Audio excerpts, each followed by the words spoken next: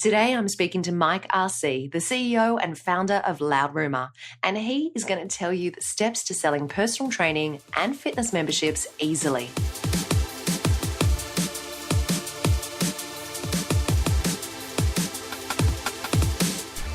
Welcome to the Fitness Business Podcast, your free weekly resource to make you a better fitness business leader. I'm JT, the boss of Active Management, and I'm pumped with the rest of the Active Management team to be the premier sponsor again in 2017. Doing this helps us achieve our why in business, which is to reduce the healthcare costs across the globe, so we love supporting it. Between you and us, we can get more people moving and more often. So let's get our hustle mode on. No matter where you are listening in the world, make sure you check out www.fitnessbusinesspodcast.com/active for an extra special business resource to free up time for you so that you can then do what you love. Okay, enough from me. Who's on this week's show, Chantel? Thanks, JT. Welcome everyone to another week of the show. As mentioned up front, Mike Arce is our special guest for today, and he's going to talk to us about how to get new leads for your fitness business. He's going to tell us the first step that you must take before advertising on Facebook. He's talking about strategies for closing leads, and I really love this bit of the interview because he gives us a really great tactic for getting a prospect to commit to coming into your gym. So make sure you listen out for that one. And last but not least, we talk about how to handle common sales objections and 3 questions that you must ask a prospect. All of that is coming up in just a few minutes. The Fitness Business Podcast is very appreciative of our podcast partners. Here's a quick word from one of our partners. Let the industry leader in club management software and payment processing help you run your business more effectively and efficiently. Request a demo at www.abcfinancial.com. This week's flashback show is show 41 with Mo Hagan, where she talks about what group fitness will look like in 2021. So if you missed that show, go back and check it out. That is show 41, and you can find it on iTunes or at fitnessbusinesspodcast.com.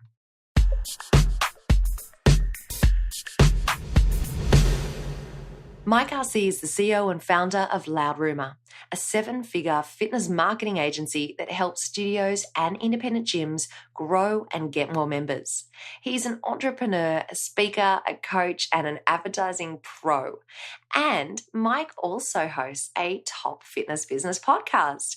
His podcast is called the GSD Show, and I was lucky enough to appear on it just a few weeks ago. So this time it was my turn to interview Mike. Mike, welcome back to the Fitness Business Podcast. Yes, thank you for having me back. Very, very excited to have you back on the show. Now, today we're going to talk about how to sell personal training and fitness memberships easily. So tell me this, you believe that you know how to sell personal training and fitness memberships better than most people out there. Why do you think that is?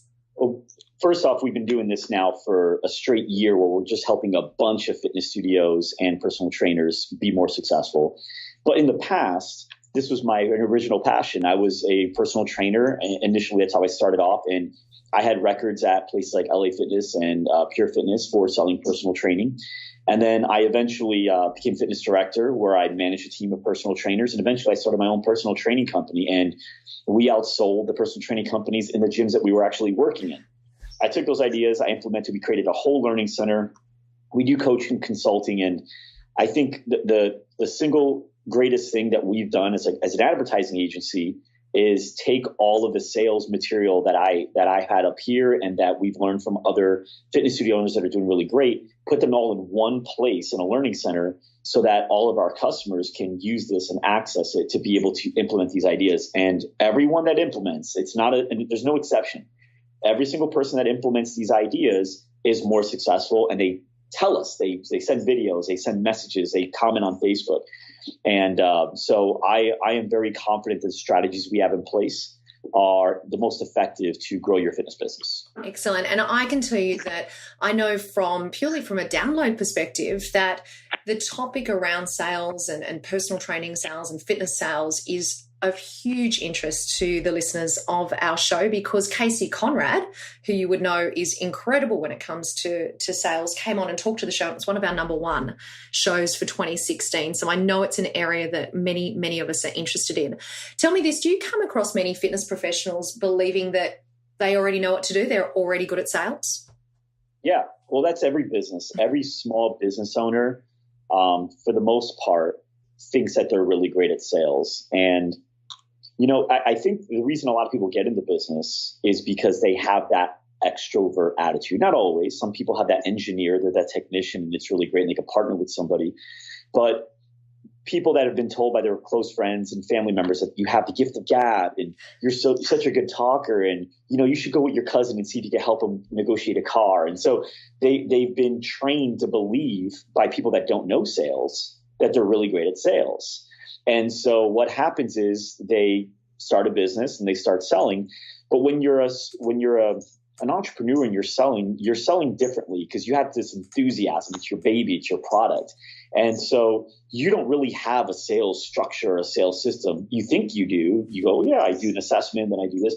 But there's no strategy that you can easily train somebody else to do, then implement and immediately take over where you left off or even do better than you.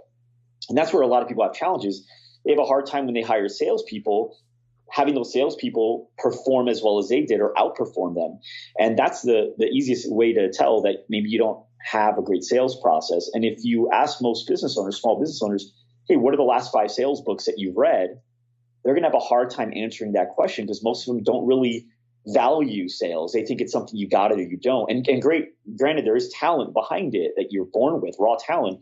But just like being raw talent in any sport, these athletes, the ones that really reach the top, they develop skill around that raw talent by hiring coaches and doing training and getting mentorship and investing in themselves. And I don't think enough people do that in small business. I think too many just rely on the raw talent and don't develop skill around it, enough skill. And do you think also that quite often so many of the sales that we do get come from referrals and we take that for granted a little bit? That's another big issue. So a lot of the times, when you're starting a small business and it's easy in the beginning to pay attention to so many of your customers. I've actually had people tell me, I know all my customers by name. That's great, but it's not because you have an amazing memory. It's because you don't have that many customers to pay attention to. You maybe have 100 or 150 or less. And what happens is it's so easy to provide a really great service with a small amount of customers. So you get a lot of referrals. But when you get a lot of referrals, it really messes with you because it gives you a false representation of what your sales closing ratio is. Because you think you're closing, I sit down in front of somebody, I close 80, 90%. Well, yeah, but where's your main lead source? All word of mouth. And they're proud, right? All word of mouth. Well, that's great. That says a lot about your service, but it doesn't say a lot about your sales skills because you should be closing 10 out of 10. Because if they came through that door off a referral, chances are they already know the pricing, they know the schedule, and they kind of heard already how great it is from whoever referred them. You have to mess up to not close that deal. So that shouldn't play a role in your sales closing ratio. That should be in a different bracket. So to answer your question, yeah, that referrals will mess people up sometimes in their sales judging. So let's put referrals to the side. Let's talk about other lead sources. Where else are we going to be generating our lead sources from? Hands down, Facebook is the number one out of every place. If you're looking to just get something going really quickly, right? And then eventually as you start developing a brand, then you could start doing other things outside of it, which costs usually a little bit more, or in order for those things to be free, like TV and events and conferences, those things you have to build a good level of brand equity for. But initially, where anybody can start off, Facebook, you should be able to get for $500 to $1,000, you should be able to every single month drive in 100 at the low end to 700, 800 leads every single month of people that fit the right demographic. Now, that's a cold lead, right? They don't really know who you are. They're coming in for your free week offer or for whatever it is that you're offering on Facebook. Free week works the best, by the way. But you have to be really good at finding out what their pain points are and why they're really there in order to be able to close that type of a sale because they don't know why they need you yet. Absolutely. Just before we go on to the next question, Mike, tell us a little bit more about people that, let's say, have never, ever done any advertising on Facebook whatsoever. Might be a startup business. They might be just brand new to starting to use social media. What's the first step that they need to take? Because there's some big numbers that you just put out there in regards to those leads. So what is that number one step that they need to take? So, wow, number one step is you got to learn what you're doing. So, and there's a lot of really great resources out there. We have a bunch of stuff on our blog, loudrumor.com/blog, but digitalmarketer.com has some really great content. Leadpages.net has some really great content. There's a lot of content out there on how to be a better Facebook advertiser. So that stuff's there. It's just a matter of you committing to the idea and doing it. But then I would also get very clear on who your perfect customer is and what you want your offer to be to get that perfect customer.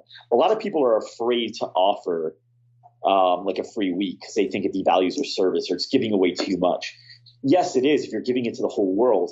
But if you're really targeting your ideal customer, yeah, you'd probably give away 2 weeks to get somebody like that in the door and have an opportunity to sell them into becoming a long-term paying member.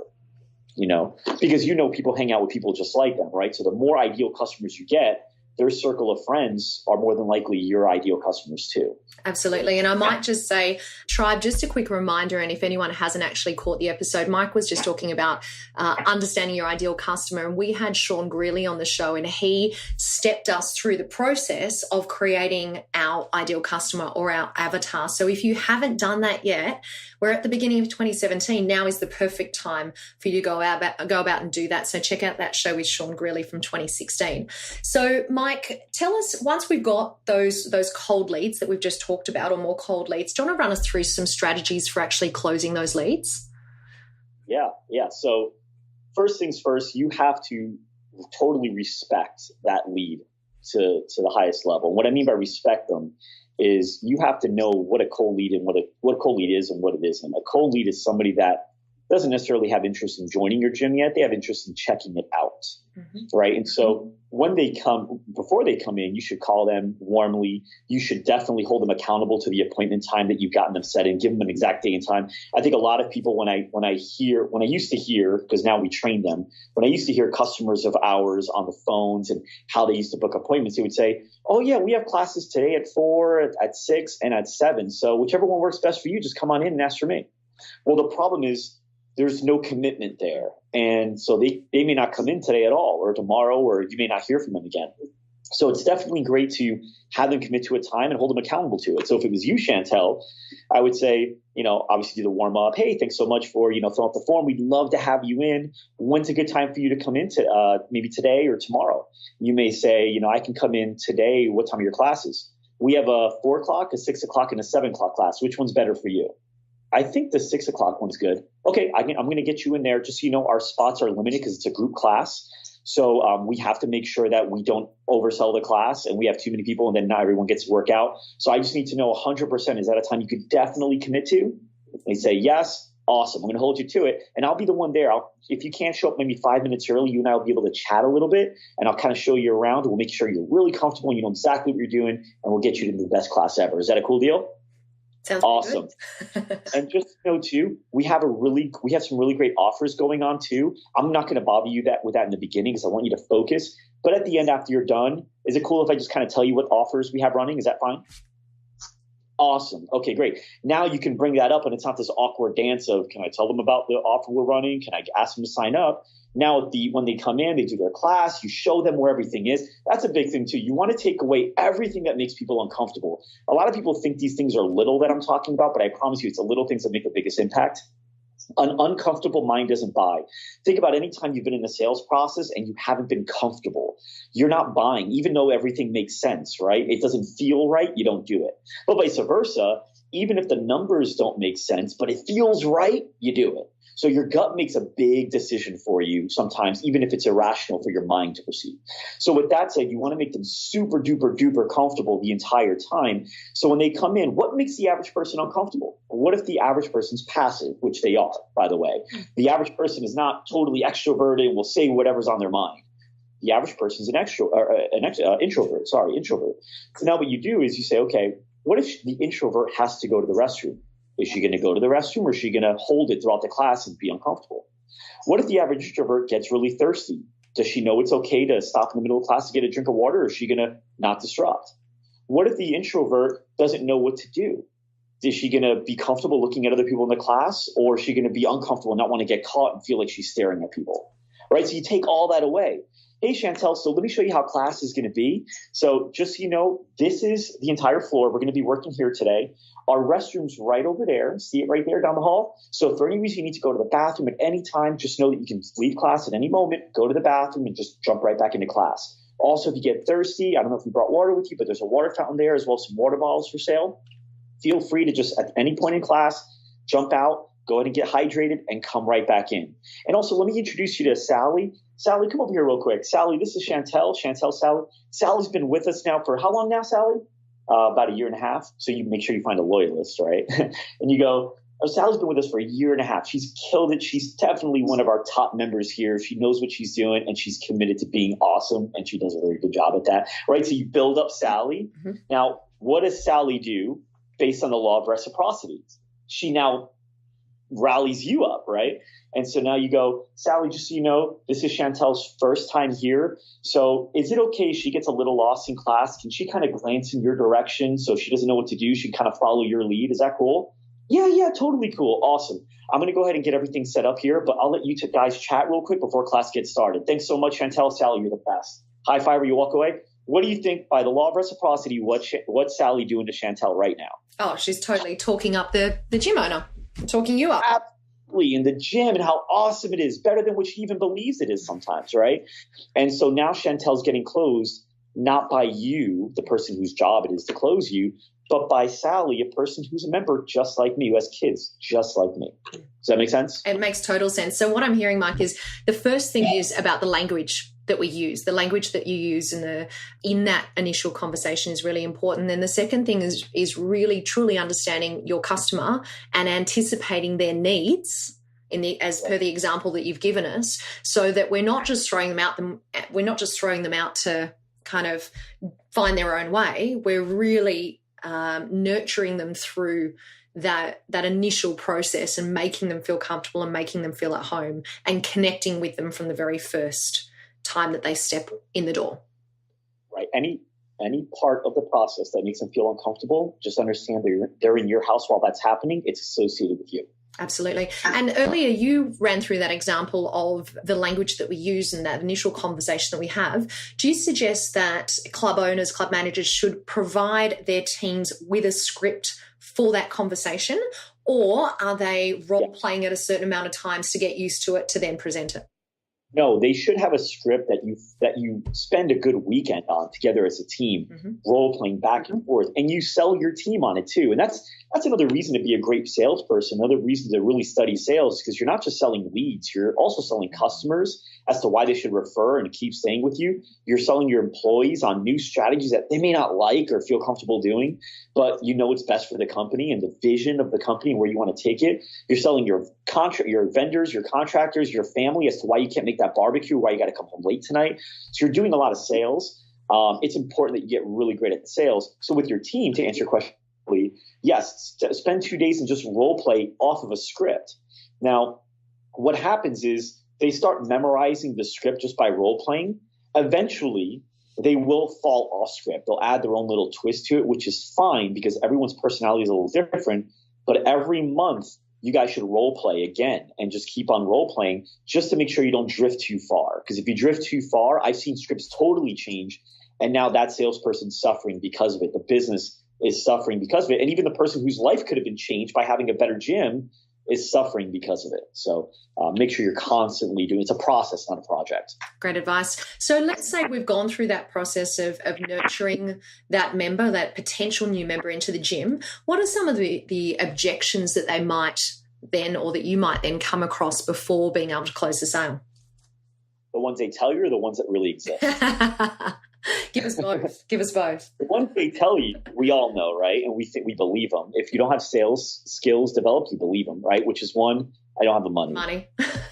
That's a joke. That's not true. Because they walked in there, they know the deal, right? Like they have an idea. It's not like you're hitting them with $30,000, you know? So I don't have the money. That really means I don't see the value in giving you this money. That's all it is, right? It's like you got to buy a house, right? I've been in position before, maybe you have too, but for a house that costs $200,000, in order for you to buy that house, it has to be worth more than $200,000 to you. You're not going to buy a house for 200,000 you believe is worth 200. You buy a house for 200,000 you believe is worth 240 or 250, right? And same thing goes with anything that you're selling. If you're telling me your service costs $200 a month, I better believe it's worth $400 a month in order for me to buy it. And because if I just believe it's worth 200, I'm not buying it. It's not worth it, or I'll keep shopping, which is the next thing.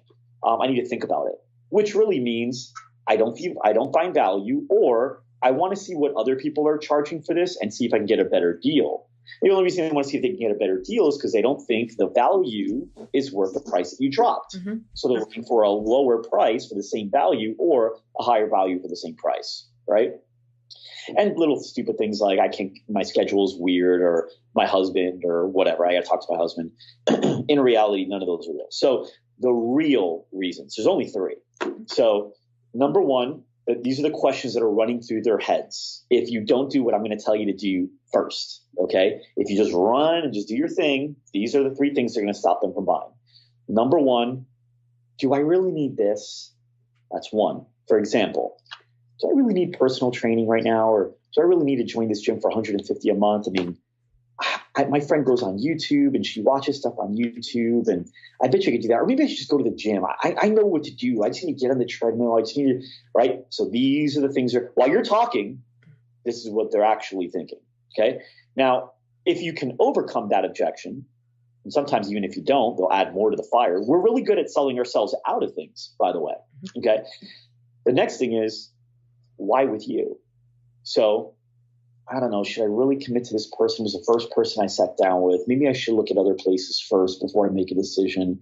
I don't want to be impulsive. I've been there before. Maybe I should look around. Maybe I should ask some friends where they go first. All right. Why with you? Yeah. And the third one is, why now?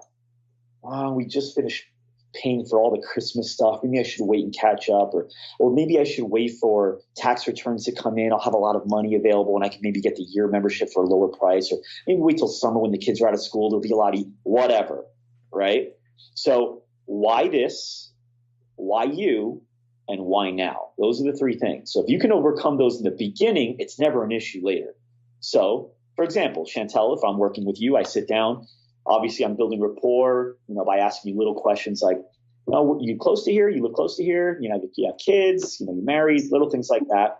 By the way, I don't know if you saw my episode on sales, but never talk about yourself, right? Mm-hmm. So do you have kids? Yeah, I have 3 kids. Oh, I have 3 kids too. No, don't do that. Stop that. Just shut up. Yeah, just ask about the kids. Oh, really? How old are they? They're 1, 3, and 7. Oh, cool. That's boys, girls? Yeah, boy and 2 girls. Even if you have a boy and 2 girls that are also 1, 3, and 7, shut up. Even though you're tempted to do it. And I know why you are, because you feel like having things in common builds rapport, and it doesn't. Because all of her friends do that, right? So when she's at a barbecue and she goes, oh, little Mikey was so funny, he did this. What does everyone do? They're racing to be the first person to talk about their kid. And that's all it is. So you just became them. When you need to be a pattern interrupt in sales, you're becoming everybody else, and you can't be that. So shut the trap and ask more questions, okay, and learn about them, because you'll be the first one ever that wants to hear more about Mikey, little Mikey, right?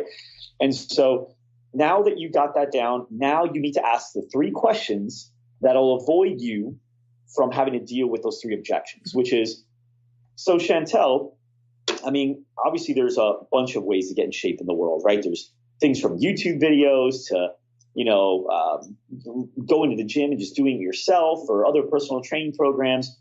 Why here? Why not anywhere else? Right. And now they'll say, why personal, actually I should say, take a step back, 'cause that's the why you. So I should say, there's a lot of ways to get in shape. Why personal training? Right. So now what she's going to do is she's going to answer all the reasons she should do personal training. So she's going to say, well, to hold me accountable, I feel like I don't really know what to do. And whatever she gives you, it's going to be the real reason for her. Because a lot of times what we do in sales is we sell the things that doesn't matter, right? We're selling a Hummer to a person that wants a Honda Civic. And that's wrong. But if you ask questions about what's most important to you to car, you'll learn that the Hummer is not the option. You never talk about it. So same thing here. Maybe they don't need accountability. Maybe they got that. Maybe they just don't know what to do. That's the only thing you should talk about. Because the moment you talk about something they feel they don't need, they start thinking, I don't need. So to avoid that, you ask them, right? Why personal training? I need to be more held and more accountable. I feel like if I have it in my schedule and I disappoint somebody, and if I get charged if I don't go, I'll be more committed to it. Okay, that sounds a good reason. A lot of people do it for that reason. Now you tackle number 2, that there's a lot of personal trainers in the world. Why me? Why not the other million out there? There's some that are even cheaper than me. Right? And they'll tell you the reasons that they're here with you right now. Well, I saw your stuff on Facebook and it seems like you have a really good following, and I see people commenting, and your before and afters is one girl that looked just like the way I feel like I look right now, and she now looks the way I want to look, and great. So now you go, I appreciate that. Thanks for checking us out on Facebook too. Yeah, absolutely. All right, so now I know why you want to do personal training, and more importantly, why with me, which is good. But why now? Why not 6 months ago when it was warmer weather and it made more sense? Or why not in 3 months when your tax returns come back? Why now? And now they'll tell you, even though it may not make sense, they have to answer that question. Well, if I feel like if I don't do it now, I'll never do it. It's something I've been thinking about for like a year or 2 now, and I haven't done it. So just knowing myself, if I wait, it may never happen. Okay. So basically what you're telling me is you think personal training is the answer. You think I'm the one that can help you get there, right? And you think that if you don't start now, then you'll never start. So today's got to be the day. Is that right? Awesome. Well, I mean, it sounds like we're pretty ready to go. Is there anything that would get in the way, or am I crazy or what? No, that's pretty much it. I mean, maybe pricing. Well, you say pricing. I guess I should ask you a question. On a scale of 1 to 10, how committed are you to actually doing this? Is it like a 4 or a 5, or is it like a 9 or a 10? I just got to know, because just the only people that really get the results are the 9s and the 10s. So I don't want to waste your time here. No, I'm pretty committed, like a 9 or a 10 or 8 or 7, 9 or 10. Awesome. Okay. Well, now you can drop the price, right? Because now they've committed, and now it's a lot easier if they say, oh, I didn't know it was that much. Well, how much do you think it was going to be? I thought it was going to be like $300 and it's 500, let's say, right? Okay. Well, it's $200 more. And I'll tell you that this program that we're looking at is what all the people that I told you about, the committed people, this is what they're doing, and this is how they're getting the results. Same girl you saw is doing this one. Is this something that you don't want to do anymore? Right? No, I want to do it. So let's do it. You only live once, right? Let's just get it out of the way, and let's feel amazing in 6 months. Are you with me on this or no? Can I high five you? Right?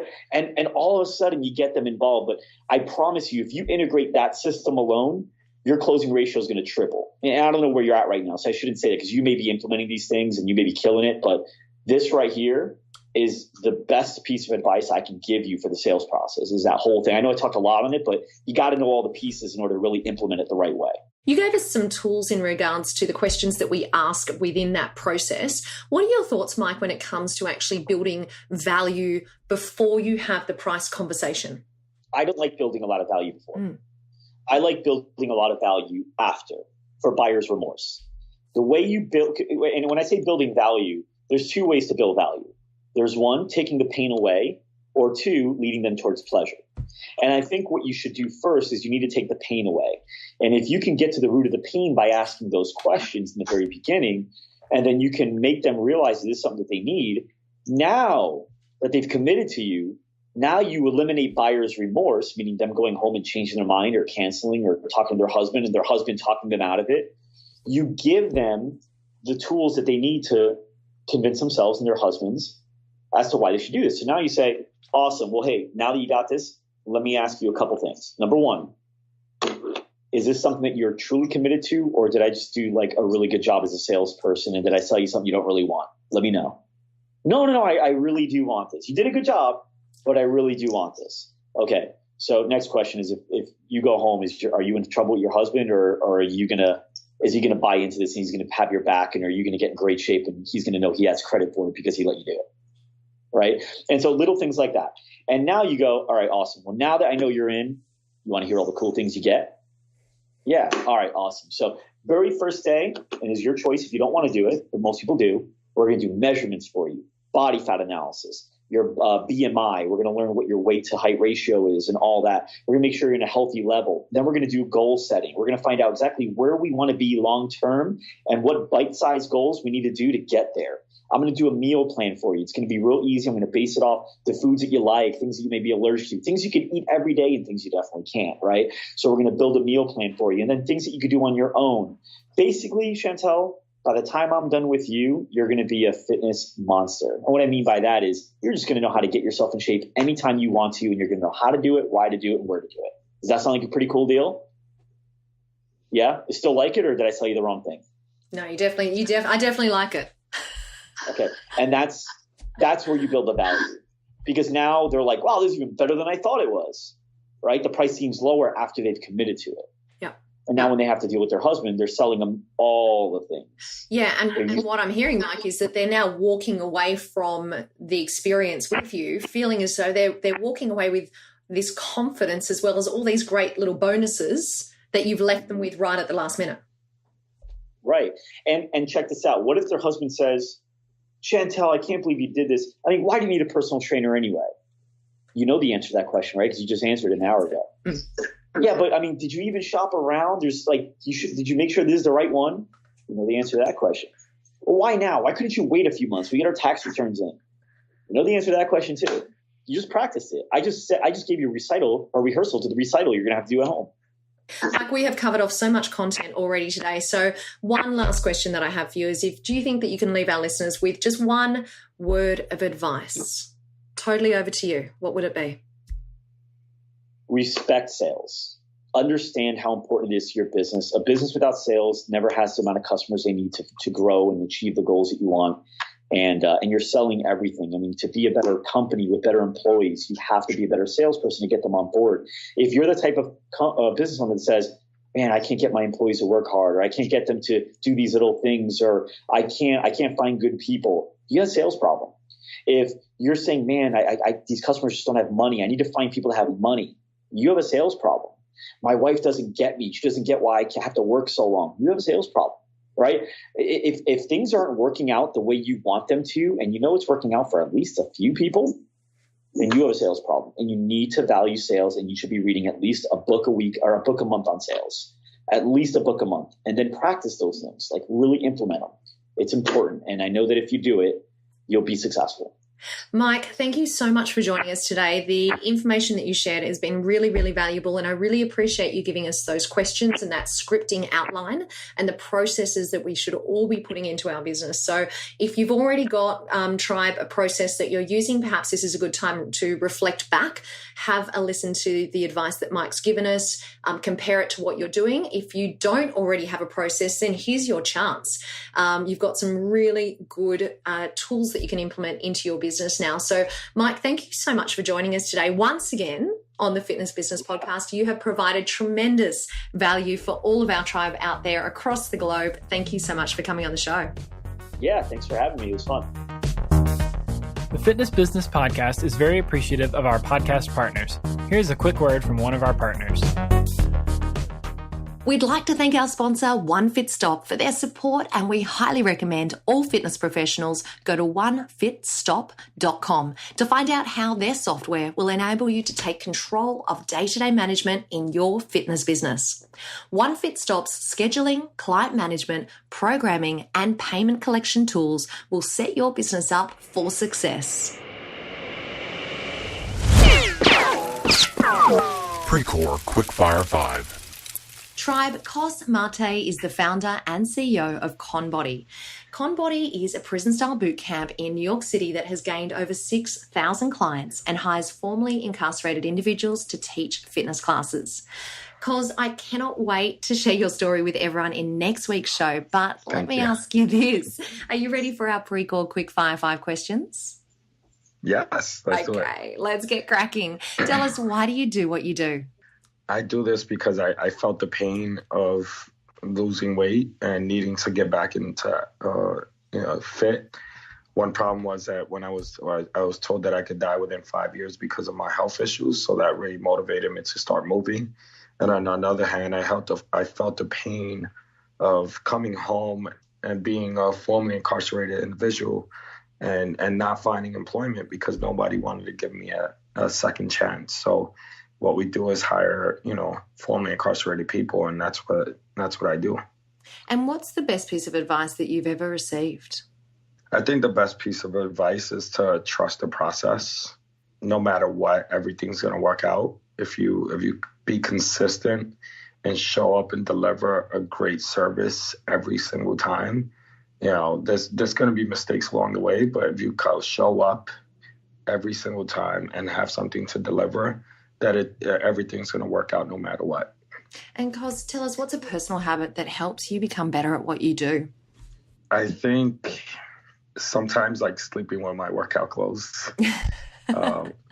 When I know I have to wake up early and work out and teach classes, it's like, all right, I'm going to sleep with my shorts and I'm going to be ready to just get up, throw my shoes on and just run out the door. I love that. I haven't heard that before. That's definitely getting ready in advance. And tell us, is there a book that you'd recommend and why?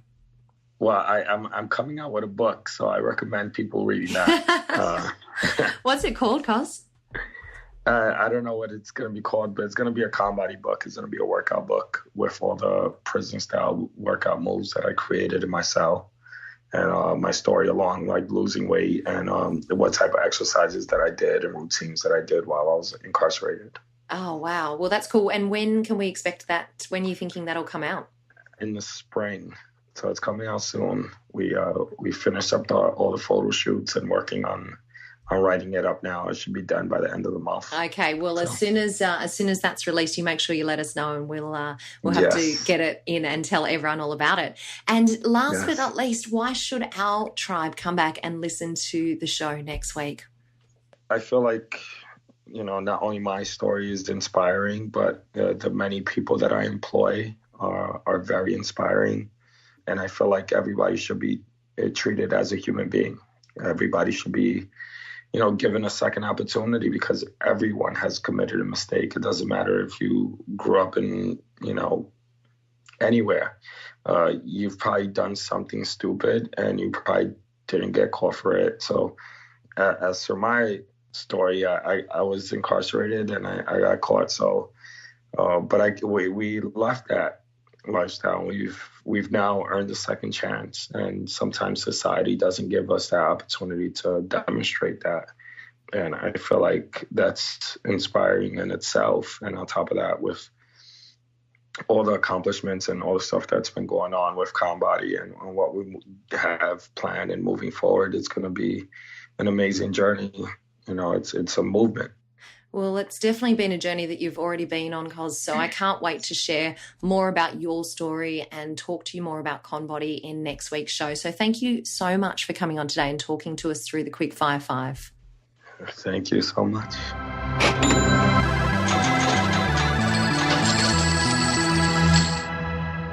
Get ready for this week's bonus segment, your extra injection of information, education, and inspiration to strengthen your fitness business. Hey Tribe, I'm here today with special guest Jaron Azen. He is a great friend of the show. He is from One Fit Stop, one of our partners of the Fitness Business podcast. Jaron, welcome back to the show. Thanks for having me, Chantel.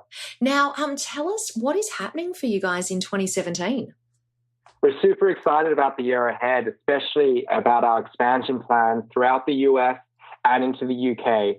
And this is going to take our product global into other regions as well, but it's going to be a big year for us in terms of the growth in those two areas. US and the UK, I love the sound of that. And tell us, have you got any new features or any new product developments coming our way this year? Yes, we're super excited about our mobile application release in March this year. The mobile app is going to be able to be customized and branded with the business's color scheme and logos and loaded onto the App Store underneath their own name, which is going to really change and personalize the experience that they provide for their members and clients of the facilities or if they're a PT as well. So tell us a little bit more about the benefits of this new mobile app that you're releasing. The big thing about One Fit Stop is that our platform provides both a management engine and a fitness tracking tools. So the application is going to combine both of those main features into its platform. And so the members and clients will be able to book classes, buy packages, and book themselves into workshops. But at the same time, they'll be able to go onto this application and view their fitness tracking history, assessments, programming, progress photos, forms, and a lot more. So it's going to be the full comprehensive app to interact with both members and clients. It definitely does sound comprehensive. So if anyone wants to go and check out some more information about the mobile app, what do they need to do? All they need to do is go over to onefitstop.com/TFBP-landing, and you'll get more information about both what OneFitStop has to offer and the upcoming app launch and our special, which if you purchase in the next 2 months up until the end of February, you'll get a free upgrade for that custom mobile application. That sounds amazing. And naturally, we will also put that same link in our show notes for today. So, Jaron, hey, thank you so much for coming on. I'm really excited for 2017. It sounds like it's going to be a big year for you guys. Thanks for joining us and giving us a bit of an update of what's happening with OneFitStop. Perfect. Chantel, thanks for having me. Okay, so I know we don't normally do 2 bonus segments in one show, but consider this your lucky day, everyone. Harper, can we have bonus segment number 2, please? Meredith is the Vice President, Communication and Leadership Engagement at Ursa. Welcome along to the show, Meredith. Thank you, Chantal. I feel like I should be saying welcome back to the show, isn't it? Second time round. I am thrilled to be back. Have me back as many times as you can. That's right. Well, we love having you on. And today you're here to tell us all about Ursa 2017. So do you want to start by telling us what are the dates of Ursa this year? Ursa is March 8th through the 11th. That's a Wednesday through a Saturday in March. Excellent. And where's it being held? We are in Los Angeles once again, which is our most popular destination of late, again at the LA Live complex. How exciting. And tell us a little bit about who should be attending the event. Well, there's actually, if you look at the Ursa event, it's 2 events in one. There's the convention education, which is for anyone who owns or operates or has anything to do with the business side of running a club. And then there's the bigger trade show, which is open to everyone in the industry or even somewhat connected to the industry, whether you run a club or you have a product that you want to sell to clubs, or you're a fitness instructor, or you work at a park and rec or a YMCA. Everyone in the fitness industry should come to part of Ursa. Meredith, talking about the conference side, do you want to tell us about the keynote speakers?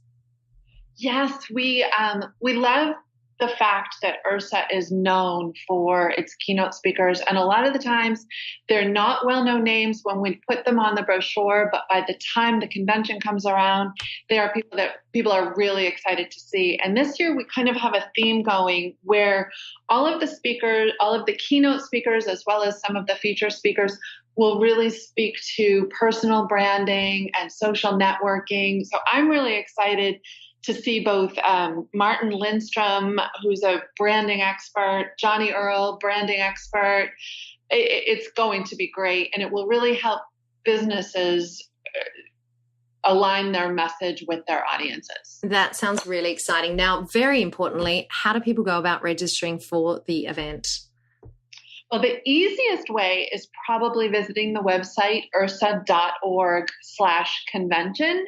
But we love talking to our members, so the phone works just as well. Oh, we love that. Do you have a phone number there for us? Yes. Internationally, it would be 617-951-0055. And in the U.S., 800-228-4772. And just tell whomever answers the phone that you are ready to register for the convention. And that Meredith sent you. Yes. So, Tribe, needless to say, we will make sure that we put the website and both of those phone numbers in today's show notes. So if you are currently running on a treadmill or driving a car, just don't miss a step or don't miss the lights. You can grab all those details in today's show notes. Meredith, thank you so much for coming along and telling us all about Ursa 2017. Are there any last messages that you want to leave us with today? Just if you do come to the convention, please try to find me. Absolutely. I love that. We will. And I'm coming along, so I will definitely be coming to find you. Thank you so much for coming on today and talking to us on the Fitness Business Podcast. You are very welcome. Thank you. Thanks for joining me for another week of the Fitness Business Podcast. That's all for this week. And I want you to remember that what you leave behind is not what's engraved in stone monuments, but what is woven into the lives of others.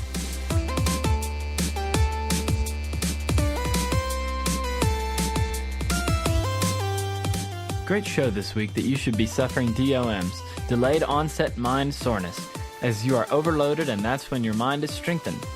You and your business have been strengthened thanks to the amazing support of our premier sponsor, Active Management. Check out www.activemgmt.com.au only if you want to strengthen your business and your leadership. Don't forget all today's links and notes are found at www.fitnessbusinesspodcast.com, where you can also subscribe and never miss a show and maybe win a prize. Next week is another incredible guest with Chantal, so get ready for more Fit Bizpiration.